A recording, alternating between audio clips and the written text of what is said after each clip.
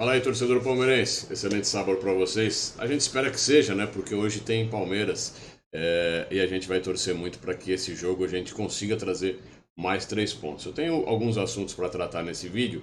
Fazem 2 dias já que a gente não aparece, correria, quinta e sexta para mim é complicado e essa semana o meu filho Gui, que já está trabalhando aqui com a gente no Porco Raiz, também estava enrolado, não conseguiu, estava tirando carteira de habilitação, não conseguiu gravar vídeos aqui com a gente. Mas não tem problema, sabadão estamos aqui novamente para falar de Verdão, tá legal? Então antes da gente ir pro vídeo, se você gostar do conteúdo agora, ou lá no final, ou no meio do vídeo, não deixa de dar seu like que qualifica o conteúdo, tá bom? Comenta também aqui no campo de comentários e também se você puder repercutir o vídeo e compartilhar nos seus grupos, ajuda também bastante. E caso você ainda não seja inscrito no canal, faz a tua inscrição que você não perderá nada com isso, muito pelo contrário, você vai agregar e conseguir trazer novas informações aí em tempo real, tá? Para o seu núcleo de conhecimento palmeirístico, tá bom? Vamos dividir então a tela para a gente começar a falar. Vamos começar a falar então do time que vai para campo hoje, que não é informação, é uma opinião que a gente acha que o Abel vai fazer. Haja visto que o trem, né, o Zé Rafael está suspenso, então está cumprindo suspensão automática e o Abel vai ter que colocar alguém para substituí-lo. A gente nota que com esta mudança de formação tática que o Abel fez, colocando mais um zagueiro, a gente conseguiu ganhar um pouco de fôlego à frente. E aí fez com que a gente conseguisse habitar mais, né, o terceiro terço do campo com mais jogadores, ou seja, o nosso ataque ficou um pouco mais poderoso.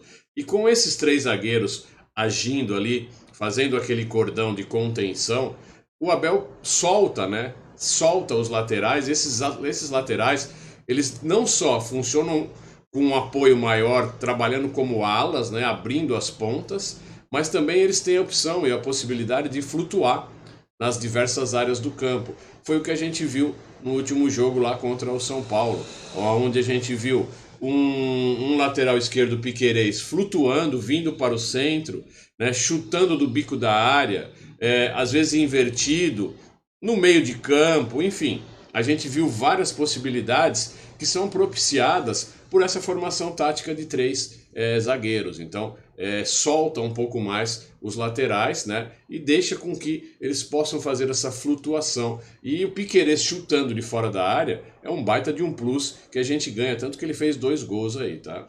É muito interessante. Então, o que a gente acha que vai acontecer? A gente deve ir com o Everton, o Gustavo Gomes, o Luan e o Murilo fazendo esse trio de zaga.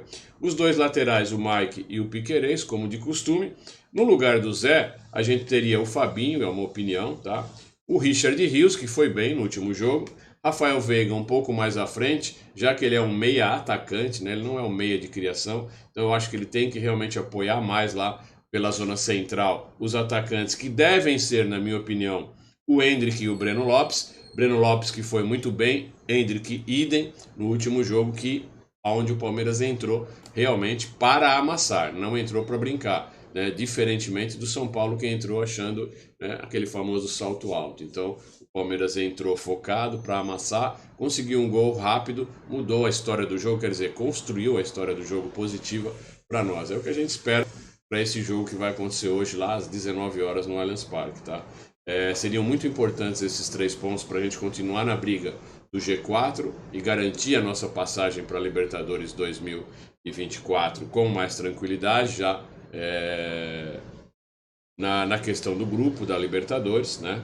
Classificando para a fase de grupos da Libertadores. Tá? É o que a gente espera, beleza? Outra coisa que eu queria falar para vocês também é sobre essa entrevista que aconteceu lá no Pó de Porco, né, do Gabriel Amorim. Eu já queria deixar os créditos aqui para o Gabriel Amorim lá do Pó de Porco, porque foi uma entrevista, né, um podcast muito legal desse personagem do Palmeiras que se chama Guilherme Romero, que é hoje um conselheiro do Palmeiras, né, da chapa anti-Leila, ou seja, da oposição.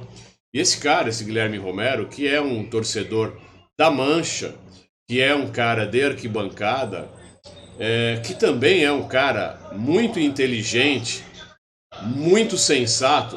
Só um momentinho, pessoal.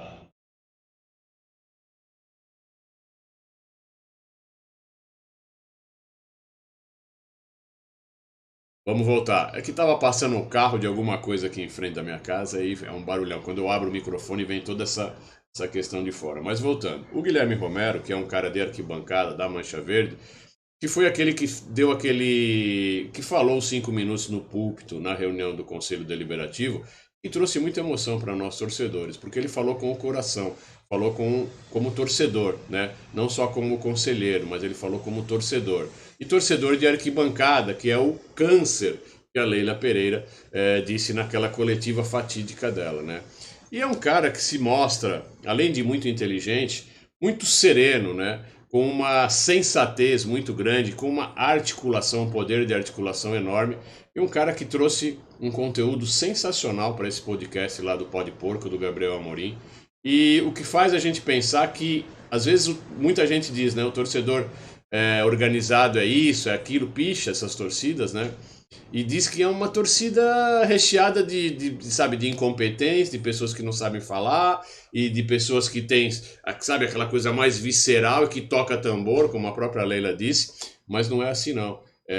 As torcidas uniformizadas são um elemento de grande importância para todos os clubes e para nós não poderia ser diferente.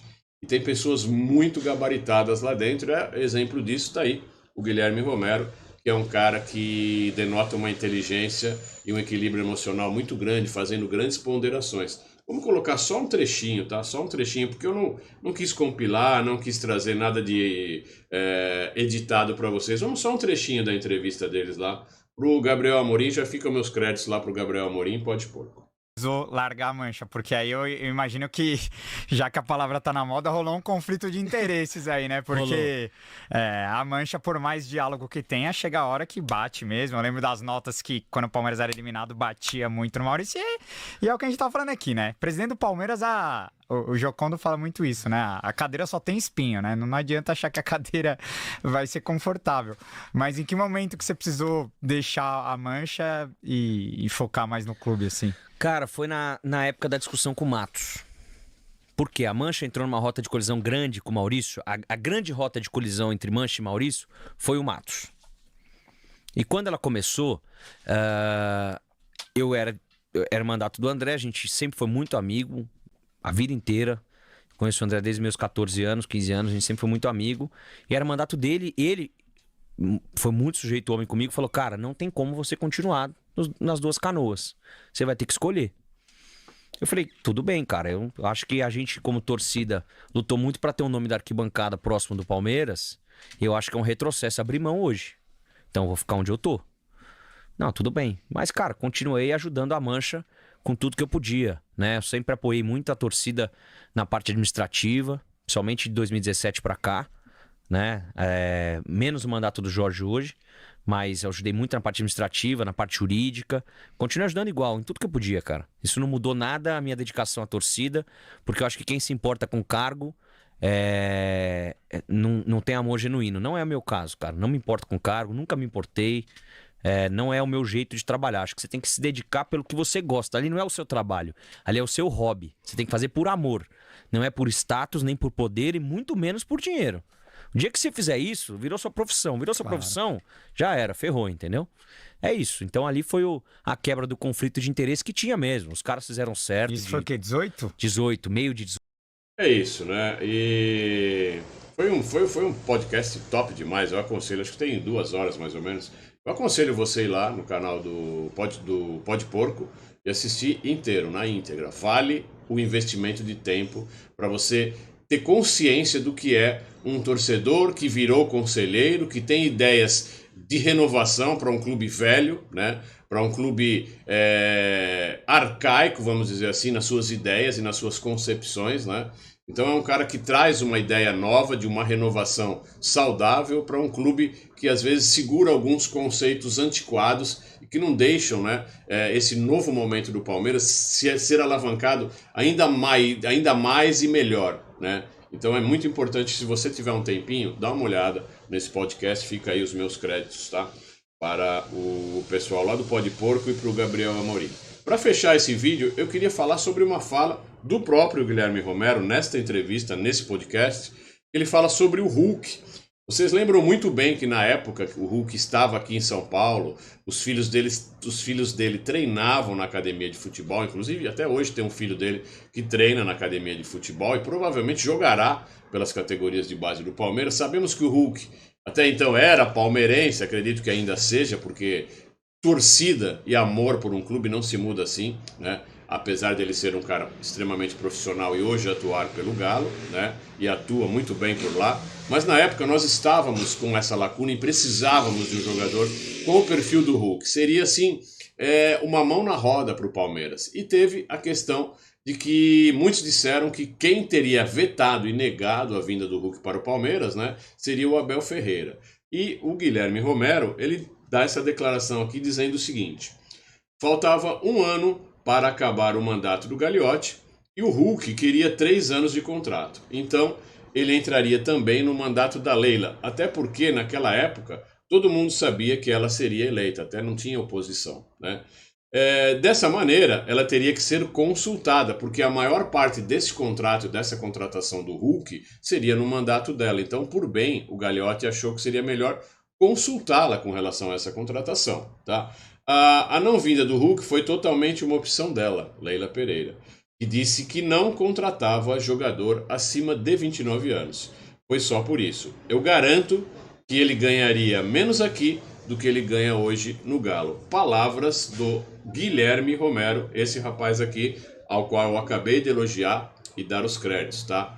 Então, são palavras dele, não sou eu que estou dizendo, mas assim, se isso realmente procede, eu acredito que proceda, porque é uma maneira de pensar da Leila Pereira, a nível de contratação, ela mesma já deixou muito claro que ela não contrata jogadores em fim de carreira, né, medalhões, vamos dizer assim, mas Hulk, que está longe de estar em fim de carreira pela própria condição física, é um cara que entrega muito dentro de campo, é um atleta realmente, de fato, né? Além de ser um bom jogador de futebol, seria ótimo pra gente naquele momento e teria nos qualificado por muito mais, mas em função dessa questão, ativo que pode me render um pouquinho mais, ativo que pode me durar um pouquinho mais para render mais na ponta, a gente perde, né, uma qualidade absurda dentro das 4 linhas. Então, se realmente isso proceder, eu acho que a gente também tem que analisar que esse pensamento da Leila Pereira não é o pensamento ideal para um clube de futebol. É um pensamento a nível empresarial, a nível institucional, bacana, mas para um clube de futebol, acho que não funciona bem, tá?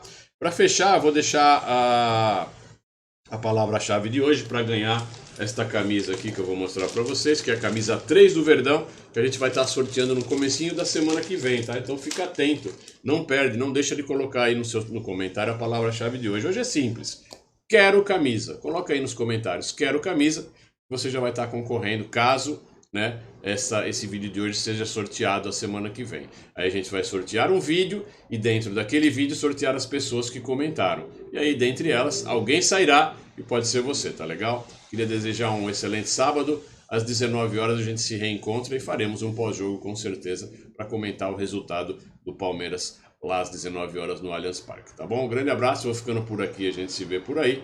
Avante palestra!